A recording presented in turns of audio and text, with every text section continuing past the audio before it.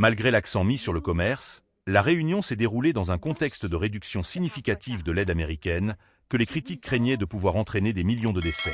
Les pays d'Afrique de l'Ouest, y compris le Libéria, historiquement un des principaux bénéficiaires, ont été parmi les plus durement touchés par la dissolution de l'USAID.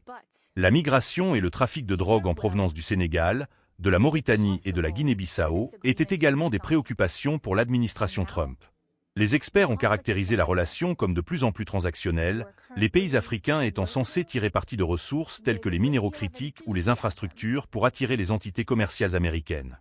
En outre, le Gabon, le Libéria, la Mauritanie et le Sénégal figuraient parmi les 36 pays susceptibles de faire face à une éventuelle extension de l'interdiction de voyager de Trump. Les engagements de Donald Trump avec les dirigeants africains en 2025 ont marqué sans équivoque une nouvelle ère dans les relations entre les États-Unis et l'Afrique. Son approche distinctive et transactionnelle a privilégié la prospérité et le pouvoir, par le biais du commerce, de l'investissement et de l'accès aux minéraux critiques, s'éloignant explicitement de l'aide traditionnelle. Le sommet ouest-africain a montré un virage vers les partenariats commerciaux et la coopération en matière de sécurité, bien qu'il ait été éclipsé par des préoccupations concernant les réductions d'aide et des remarques controversées.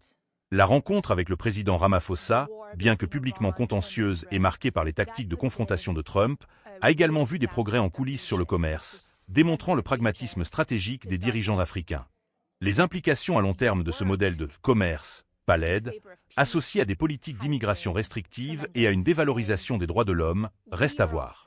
Alors que les États-Unis cherchent à réaffirmer leur influence face à leurs rivaux, la nature transactionnelle de ces relations pourrait s'avérer être une arme à double tranchant, potentiellement sécurisant des accords spécifiques sur les ressources, mais risquant une aliénation plus large et un déclin du soft power américain sur le continent.